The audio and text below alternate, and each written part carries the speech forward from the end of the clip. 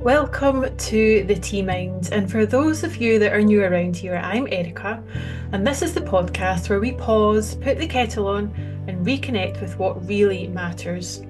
Each episode is your invitation to slow down and explore how something as simple as a cup of tea can become a gateway to mindfulness, mental fitness, and a more present way of living. We will sip our way through practical tea routines, powerful insights, and heartfelt stories. Some weeks it's just you and me, and some weeks we'll hear from inspiring guests. But every week it's a chance to recalibrate, to pause, rebalance, and thrive. So grab your favourite mug, breathe deeply, and join me in the art of living with a tea mind. Hello and welcome to this episode of the Tea Mind podcast. Today I want to talk to you about something that seems to be quietly slipping through our fingers, and that is the power of conversation. So pop the kettle on and let's begin. I am old enough to remember those old dial-up telephones, the old landlines way before mobile phones. I used to spend hours on the phone to my friends, balanced on piles of stuff in the hall in the days before cordless telephones, even, with the whole family listening into my conversations. And now everything seems so much easier. We've got mobile phones in our pockets. We text, we like, we react with love heart emojis left, right, and centre. But for many, honest, messy, and meaningful conversations are becoming more and more rare. So, this episode is a gentle nudge to bring them back one teacup and one phone call at a time. So, I invite you just for a moment to imagine yourself at the end of your life and just be curious if that's uncomfortable for you. Just be kind to yourself and fast forward to the end of your life. And now start to look back from then to where you are now and get curious as to what you wish you'd done more of or made more time for. And I bet spending more time on your close relationships is way up there. In fact, it made number 4 of the top 5 regrets of the dying in Bronnie Ware's amazing book, which has been much lauded everywhere. It's a great read. So number 4, top 5 regrets of the dying was I wish I had stayed in touch with my friends. And she notes that it all comes down to love and relationships in the end. Not money, but love and relationships. And the third top 5 regret of the dying was I wish I'd had the courage to express my feelings. So it's having these honest, raw, difficult conversations when we know that we can't control other people's reactions, but by speaking honestly, it raises the relationship to a whole new and healthier level. So either way, it's a win-win, even if it releases that unhealthy relationship from your life or it makes it a much healthier relationship. Just to cover off the top 3 regrets of the dying, because they're super interesting, was number 1 is I wish I'd had the courage to live a life true to myself, not the life others expected of me. That's something we're huge fans of here at the Tea Mind. And the second top 5 regret of the dying is I wish I hadn't worked so hard. Just pause and let that sink in. And then number 5 is I wish I had let myself be happier. That's something I'm very, very aware of every day, that happiness is a choice. We just need to let ourselves be happier. So yeah, I'd really encourage you go and get that book. But for our purposes today, it's all about staying in touch with friends and having those open and honest conversations. And I get it, I am so guilty of this. Life is so busy, there never seems to be enough time. And personally, I keep putting off those phone calls because I want to do it justice. My friends mean so much to me, and I want to have proper conversations and devote enough time to it. But literally years go by, and that time never ever comes. People move around the country, schedules always clash. We send a voice note and call it connection, but there's a real difference between touching base with someone and checking in and really touching someone's heart and having a meaningful conversation.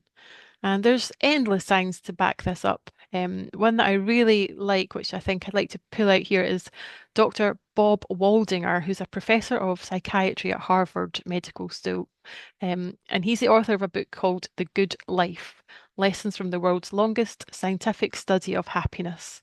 So another one for your reading list. I'll put all the links in the show notes.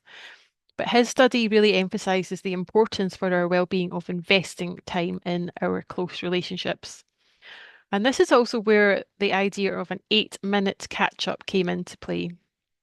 And this concept has been um, lauded by people like Patrick Simon Sinek. And since I heard it, I was really, really taken with it because it gets over that hurdle of wanting your catch up to be perfect and waiting for the right time.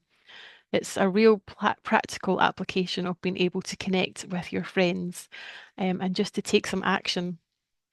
So by the idea is that you mutually agree to a short phone call, whether it's 8 minutes or whatever, but setting that time limit beforehand means that both parties can be really meaningful, engaged in a honest exchange without overstaying their welcome.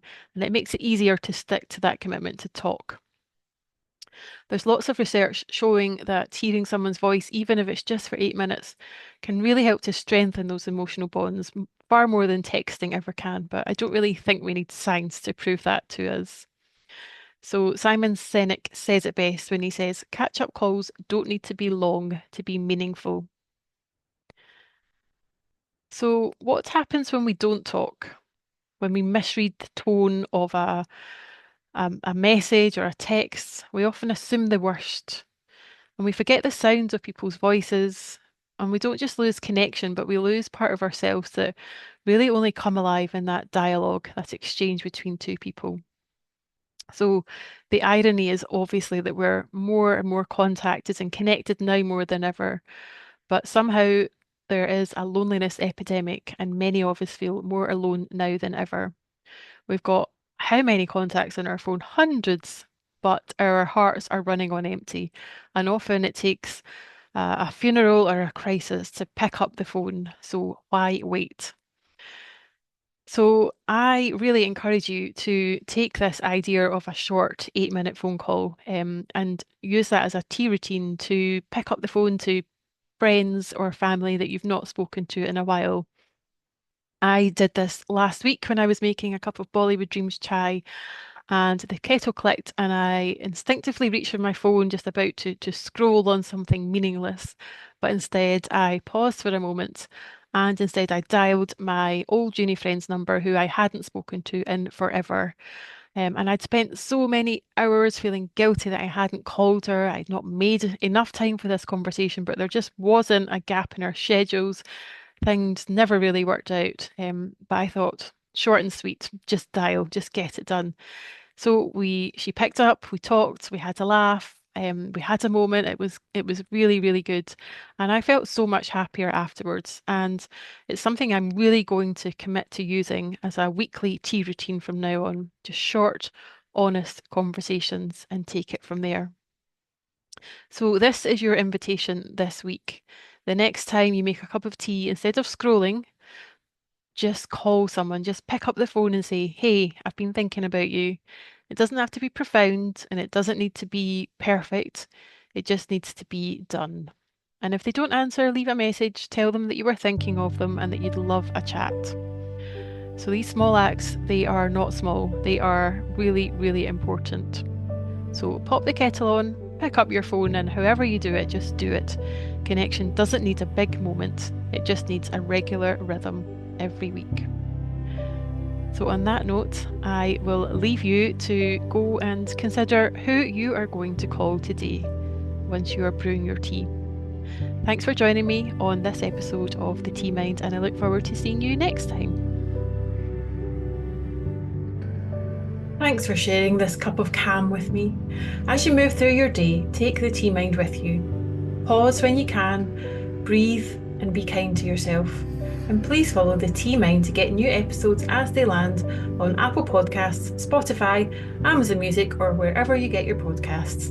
Until next time, stay present, sip slowly, and thanks for listening.